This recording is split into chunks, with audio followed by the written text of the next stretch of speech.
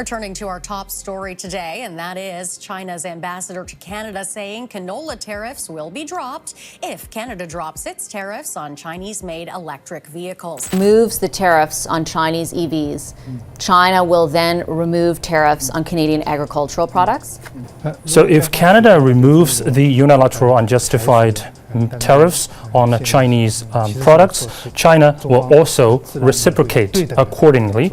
Canada is stuck in a strange spot right now, almost like being pulled by two giants on a tightrope. His commitment to our country, obviously he's working for the people of Saskatchewan, but commitment to our country and contribution at the tables have been essential to getting us together and moving forward.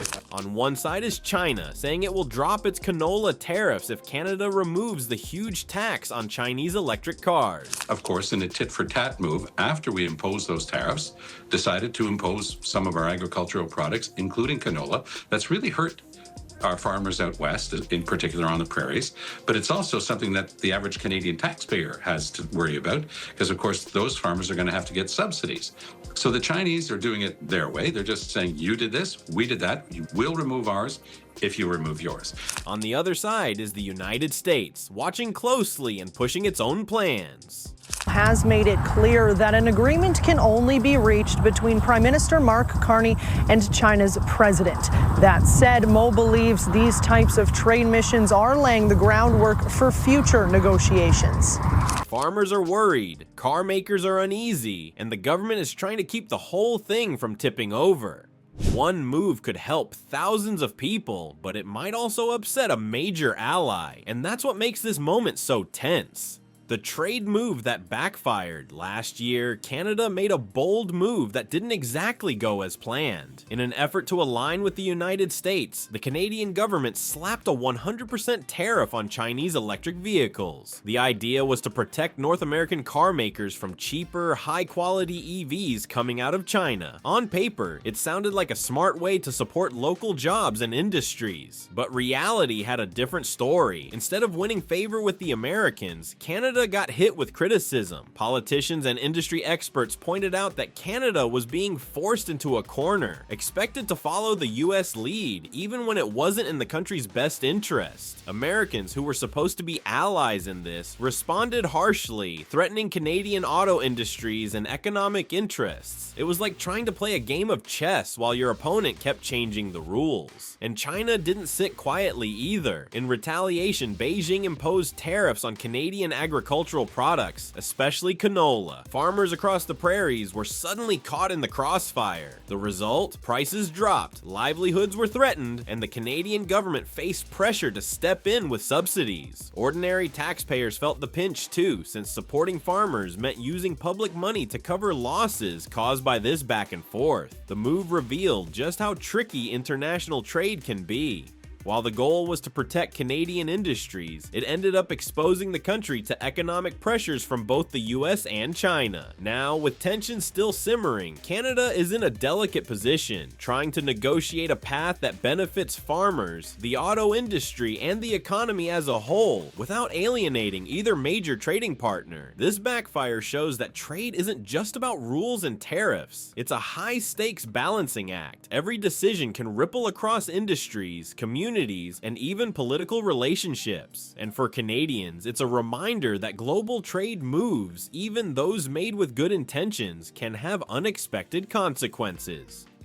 China's response and the canola crisis. As soon as Canada put tariffs on Chinese electric vehicles, China didn't waste any time responding. Their main move? Hitting Canadian farmers where it hurt most, with steep tariffs on canola exports. For Saskatchewan and other prairie provinces, this wasn't just a small inconvenience. Canola is a huge part of Canada's agricultural economy, and suddenly farmers were facing falling prices and uncertain markets. The timing couldn't have been worse. Harvest season was in full swing, and producers were forced to make tough choices. Sell now at lower prices or hold out, hoping the situation improves. Either option carried serious financial risk. Meanwhile, the Canadian government had to weigh in, since farmers were looking to Ottawa for guidance and support. Subsidies could help, but they come at a cost to taxpayers, adding another layer of pressure. Premier Scott Moe took the matter seriously, leading trade missions to China and meeting with officials responsible for the tariffs. His goal was clear: open dialogue and lay the groundwork for negotiations that could restore Canadian farmers' access to the market. Reports suggest his talks were more positive than expected, offering a glimmer of hope that a deal might eventually be reached. Still, Moe made it clear that any real solution would need involvement from Canada's federal leadership and China's top officials.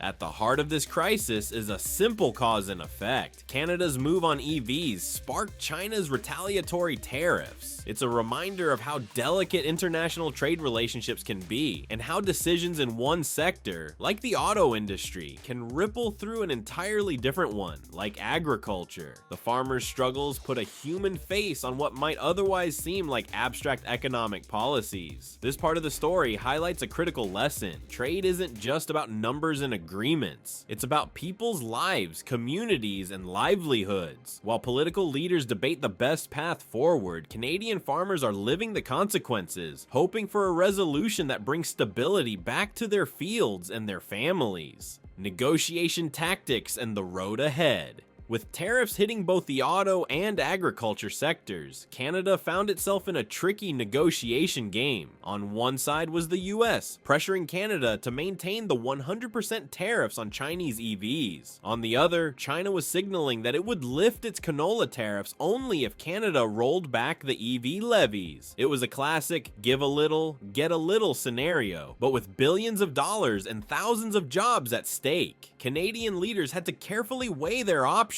If they removed EV tariffs, farmers might finally get a break, and relations with China could improve. But it risked angering the Americans, who were very protective of their domestic auto industry. Keeping the tariffs meant staying in step with the US, but it also meant prolonging pain for Canadian farmers. Every choice had a ripple effect, and every move was under intense public and political scrutiny. Trade experts suggest that the solution isn't just about picking sides, it's about strategic leverage. Canada could use the situation to highlight the inconsistencies in US demands while showing China a willingness to compromise on EVs in exchange for fair treatment of Canadian agriculture. In short, it's about making smart moves without being seen as weak. And so far, Canadian negotiators, including federal leaders and provincial premiers, have been carefully testing the waters. Premier Scott Moe's recent trip to China is a prime example. By meeting directly with officials, he not only laid the groundwork for future agreements, but also sent a message that Canada is serious about protecting its farmers. Likewise, federal leaders are exploring ways to balance the relationship with the US, ensuring that Canada doesn't get caught in the middle of a trade tug of war. Looking ahead, the road isn't easy. Any resolution will likely involve compromise from all sides, with careful timing and precise coordination. But there's cautious optimism. If Canada can successfully negotiate a deal that eases canola tariffs while managing relations with the US, it could be a win-win for farmers, the economy,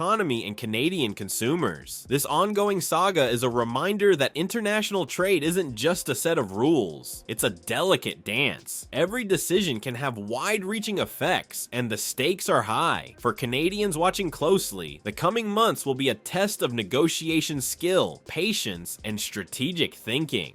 Conclusion: the canola and EV tariff saga shows just how complicated international trade can get. One decision in the auto industry ripples across farms, families, and entire communities. Canada is walking a tightrope, balancing relations with the US while negotiating with China to protect its farmers and economy. The coming months will reveal whether strategic compromise can turn this tense standoff into a win-win, or if challenges will continue to mount. For Canadians, it's a reminder that trade isn't just numbers and policies. It's about real people, livelihoods, and tough choices. Watching how leaders navigate this delicate path will be critical, and the outcome could shape the country's economic future for years to come.